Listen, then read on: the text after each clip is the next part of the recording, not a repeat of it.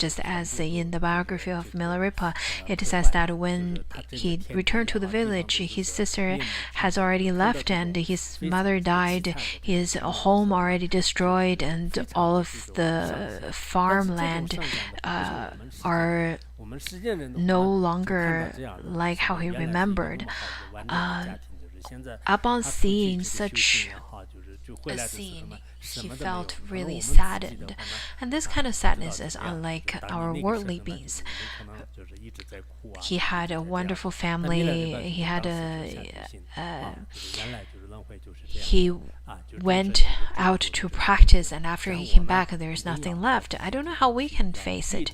We're probably gonna be staying there and crying at all times. But Milarepa at the time made a decision and started thinking that this is samsara, this is the suffering that sentient beings go through. Therefore, I have to go to a quiet place to practice the Dharma. Therefore, he left his hometown and eventually attained enlightenment.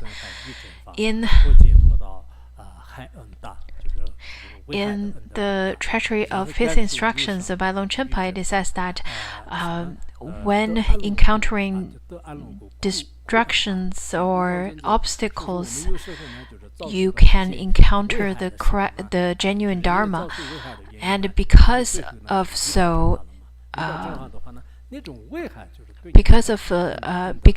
the obstacles, you can gain liberation. Therefore, the obstacles is of great kindness to you. And because of pain and sadness, one meets the genuine Dharma. Therefore, such kind of pain and suffering is of great kindness to you, because you've already attained happiness through the genuine Dharma. So for all of our audience over here, some people may be criticized by others, and maybe you've generated lots of renunciation in this samsara, or renunciation towards the relationships between people. And because of such kind of renunciation, you studied Dharma, you finally attained liberation and freedom. And then all of the people who created harm to you, in fact, they are of great kindness, or you actually owe them quite greatly. There are people who turned their mind to the Dharma or studied learning Dharma because they got ill. Without being ill, they would probably never study the Dharma. Therefore, getting ill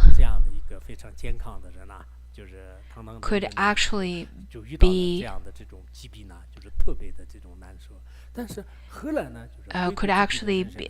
the great kindness to you.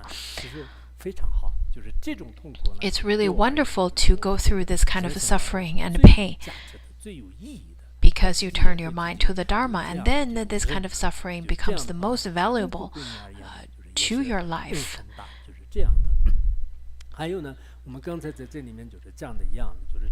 Also,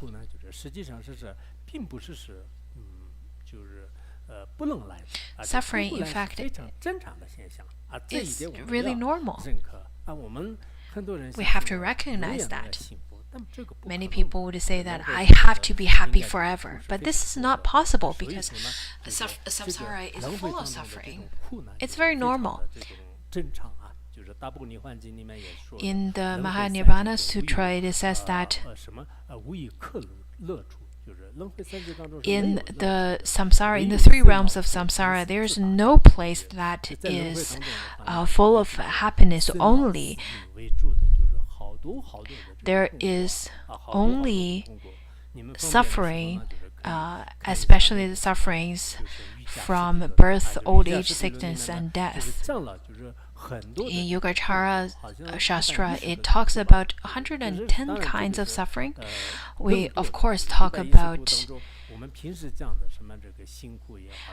suffering of change, and so on.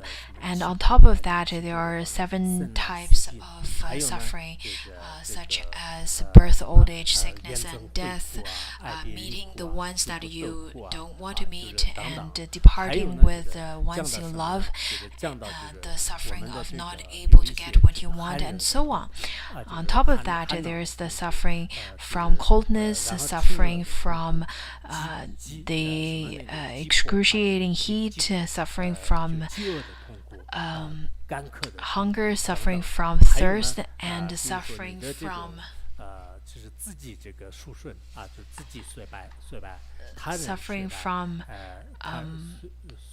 decreasing, suffering from decrease of wealth, suffering from harm coming from others, suffering from sickness, suffering from loss of freedom, and suffering from the loss of Shila or precepts, and suffering from loss of view, and so on. All of these kind of suffering is permeating in the 3 realms, of samsara. If our mind is not strong enough, or if we don't understand that I can accept this kind of suffering, if we don't have this realization, it will be extremely difficult for us to live in such an ocean that is full of suffering. We should understand it. When we meet people who seems lucky, such as people with money, people with beauty, people with fame, all of those kind of people that that seems to be very lucky. But how about their mind? Are there genuine peace and happiness in their mind? Are their mind completely devoid of suffering? In fact, I think their suffering is probably much more stronger than we can imagine. In some ways, we usually think that, wow, he drives such a luxurious car, enjoys such delicious food, he's living in this celestial being's world, and he must not suffer from any kind of pain. But after getting to know those kind of people, you would realize they live just as that kind of life as everyone else, and maybe sometimes they have even worse suffering. So suffering doesn't come from external phenomena, but it really depends on your own mind.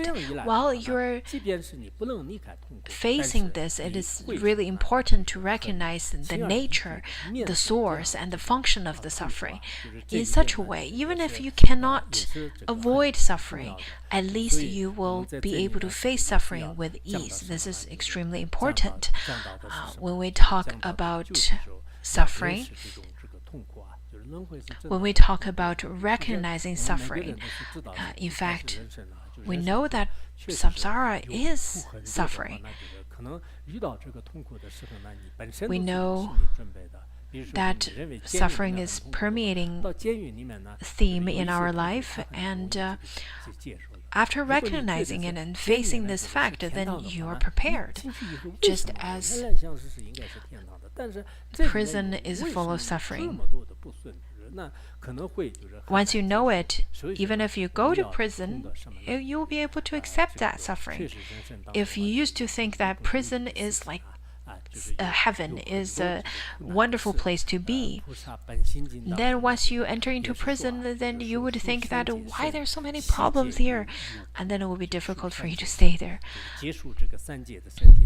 And according to a sutra, it says that since we've already attained this body, we will have suffering. We've already have this body in the 3 realms. We will definitely have suffering. We will definitely have pain. That is to say,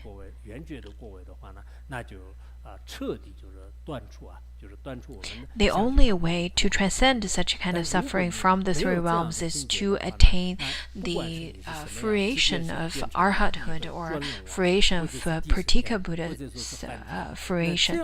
In such a way, we will be able to completely eradicate the suffering and the cause of suffering. Otherwise, even if you become a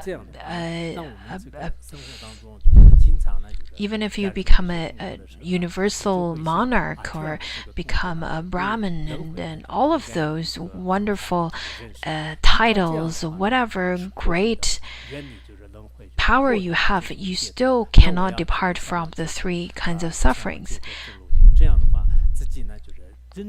Therefore, after recognizing what samsara is, or the truth of samsara, if we can generate the genuine renunciation from samsara, we will be able to eventually attain liberation. This is the first practice. So you have to try that. Try to practice in such a way. Look at the suffering in samsara.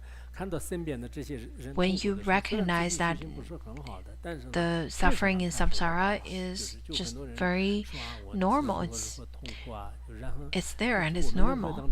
I should suffer since I'm already in samsara. And in such a way, you won't suffer as much.